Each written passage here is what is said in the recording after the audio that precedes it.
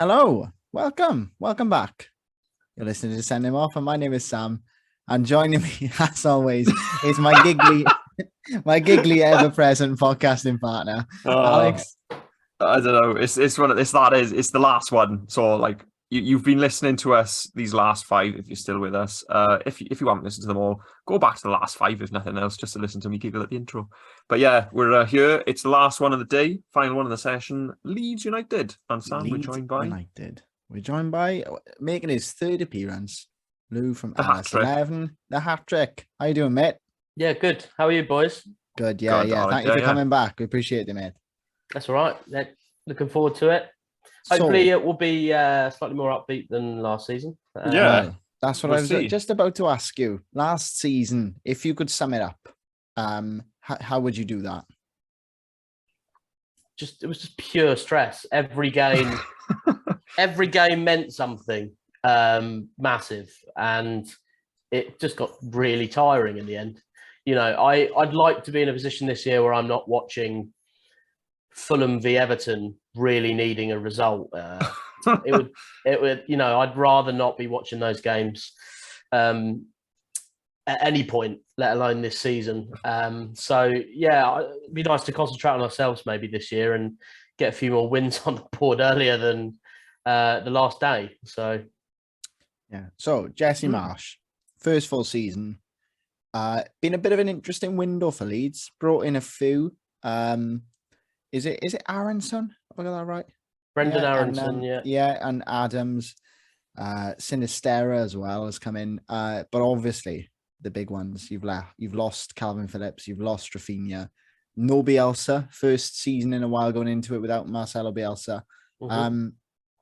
How are you feeling? Is there a bit of trepidation? Do you think almost like, even though some of the bigger stars have gone, I personally, from a neutral point of view, I feel as if this would allow Jesse Marsch to have his squad rather than Bielsa's.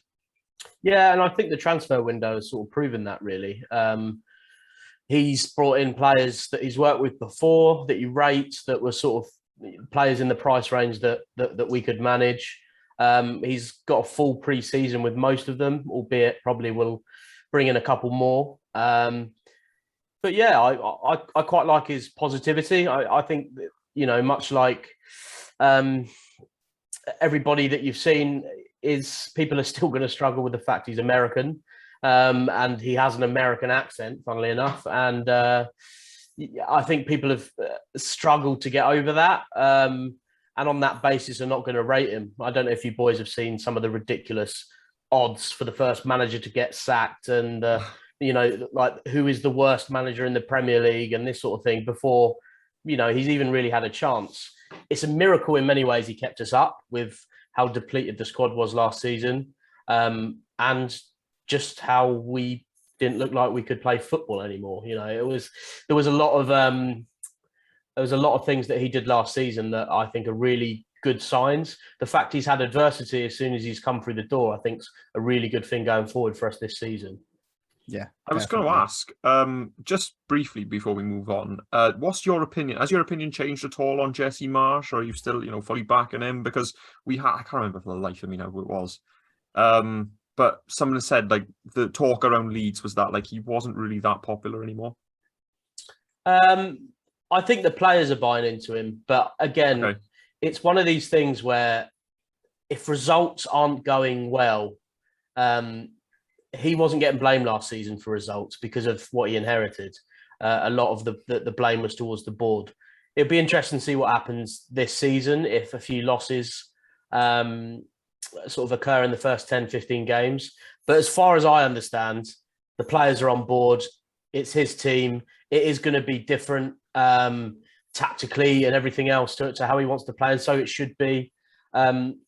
I'm not hearing any negativity. There will always be negative fans. There will always be people that don't like him. He is an ultra positive modern coach. His man management is his things, which is one of his things that he likes to be really positive with players who need that arm around the shoulder. And Bielsa was the polar opposite to that. So I think certainly some players do need that.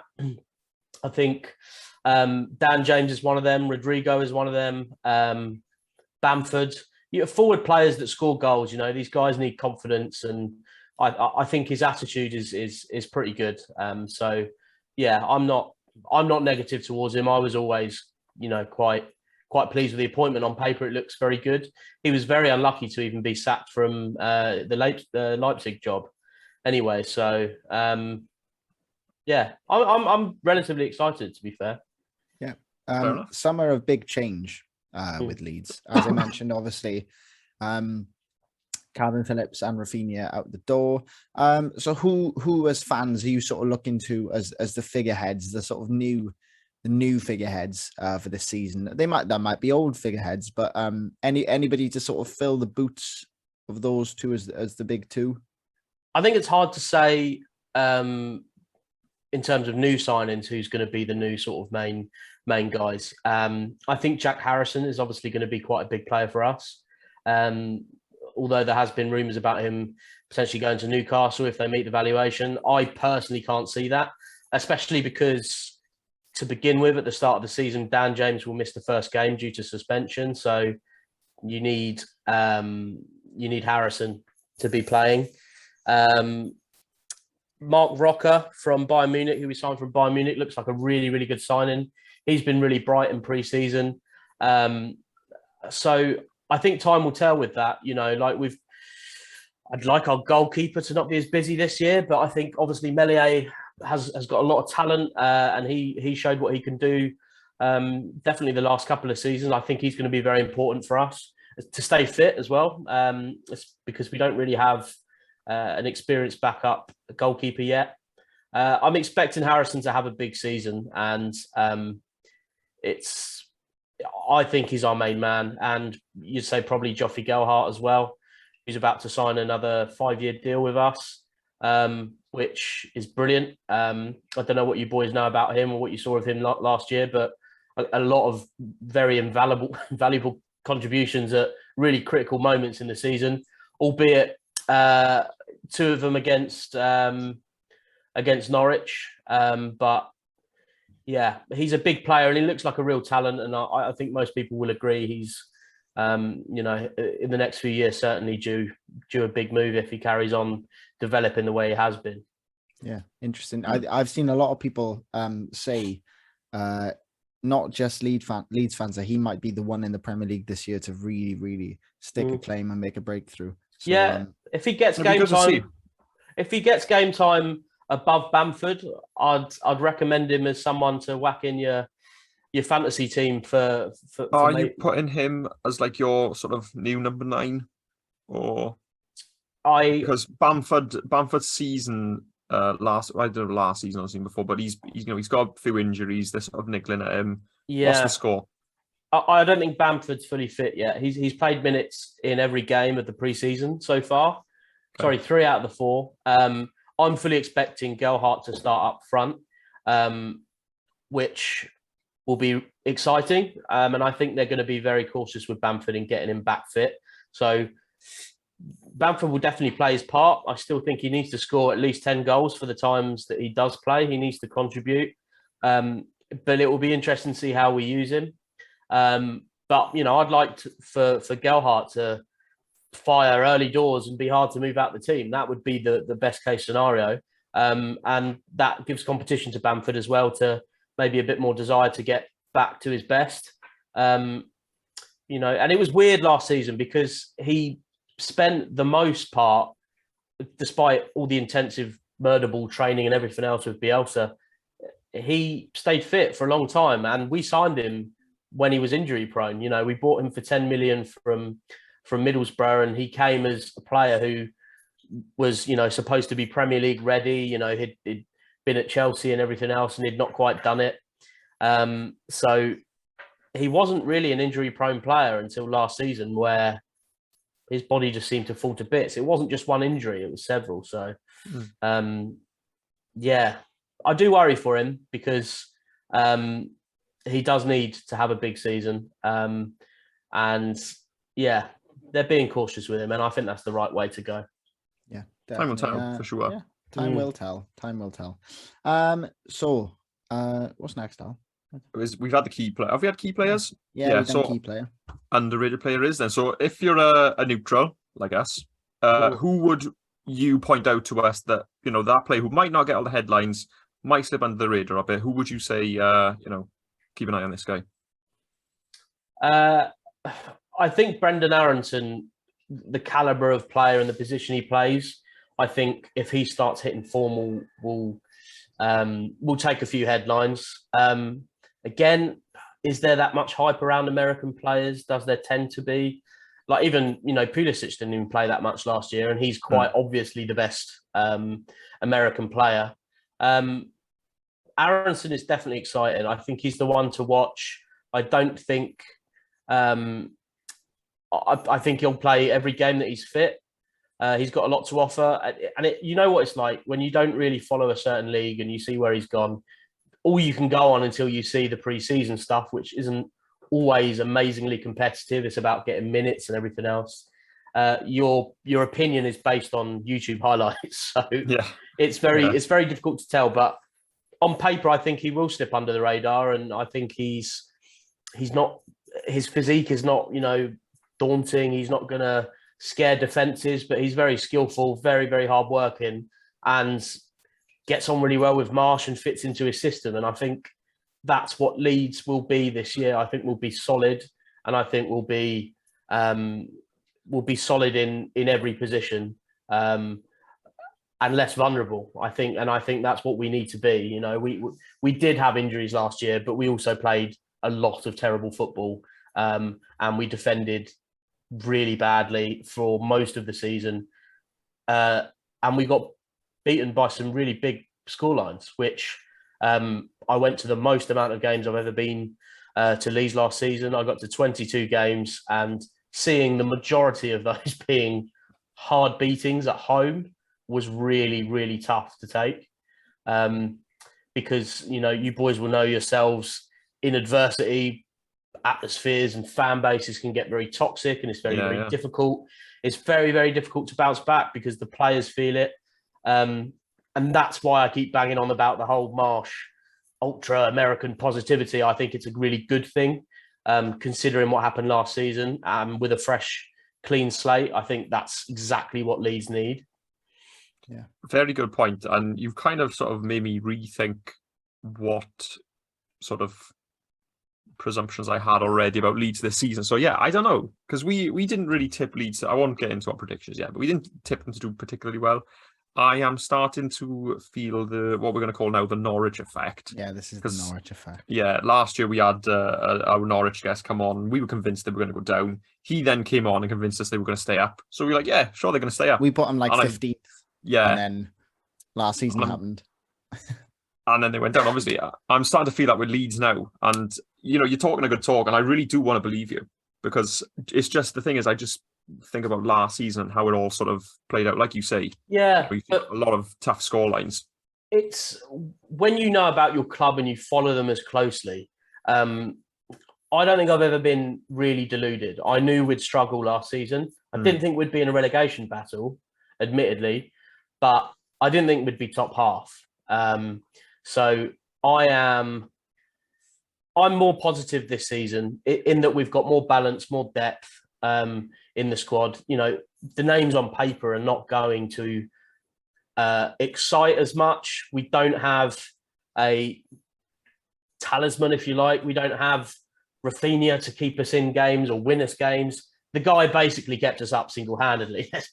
Let's be honest about it, which is why none of us can be bitter that he left. So yeah,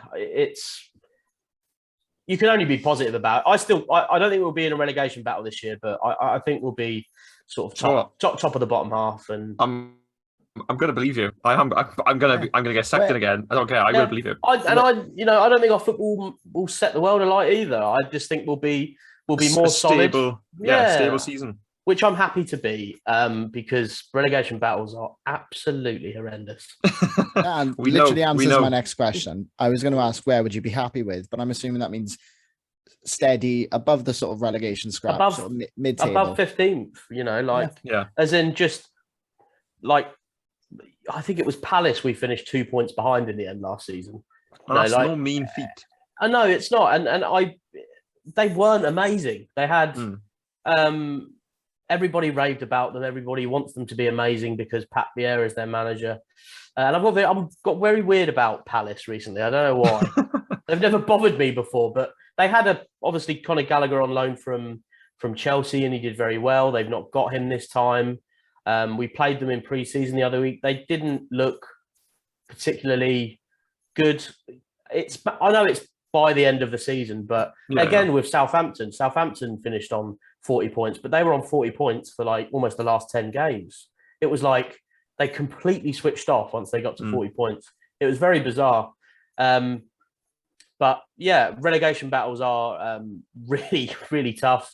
It was I didn't even know Man City had won the title, but by the end of the game, I was so like, I match of the day later on, I saw everything else that had happened, and you know, it was for the neutral. I imagine it was probably one of the best. Oh, it was brilliant. Yeah, one of the best final days because it was top and bottom. Sometimes you get to a point where the relegation battle is done with 5 games to go, and there's a lot of dead rubbers, and I mean, it must have been incredible.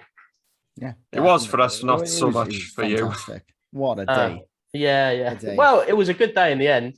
Yeah. I didn't have much of a voice. I was just numb when Harrison scored that second goal, and I knew we were staying up. I don't think I even cheered. I think I was just gormlessly. You're still there. A bit of you was still there. I was gormlessly staring just into space, like what is happening? Let's all do this again next season, shall we?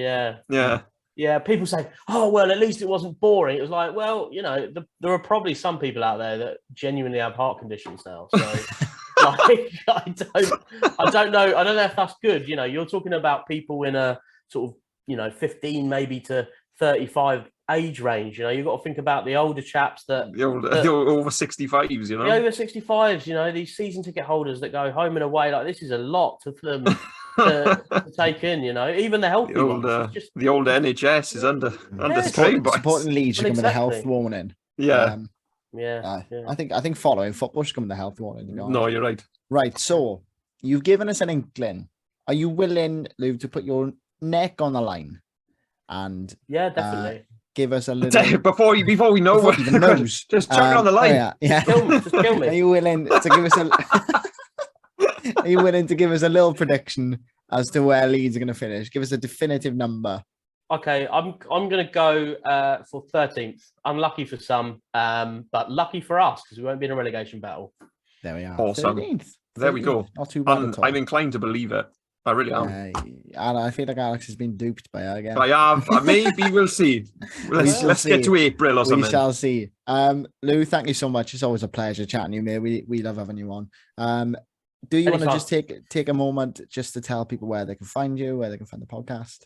Yeah, anybody, any Leeds fans or not Leeds fans, we get plenty of people goading us and tuning into our streams regularly, as we did earlier. Everton fans normally, weirdly. You can find us LS11 on YouTube, LS11 Leeds United media channel. Podcasts are out on Wednesdays.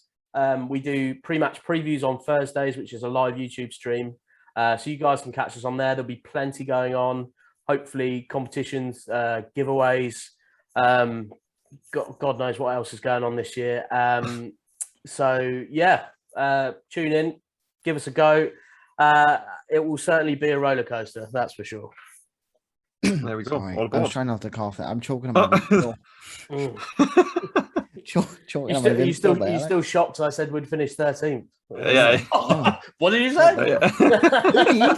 Are you joking?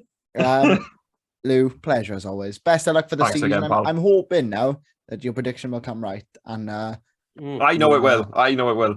Yeah. You got faith. We've got another convert. Lovely stuff. There we go. See you later, boys. Thanks for having me on. Yeah, appreciate cheers, mate. Thank you. And thank you guys for listening. We'll catch you next time with the final pre-season preview, one. Which is it's a good one. Yeah, sorry, Lou, but Manchester United cover those years. They are next. So we'll catch you next time, guys, and thanks for listening. All the best. Cheers. Take care.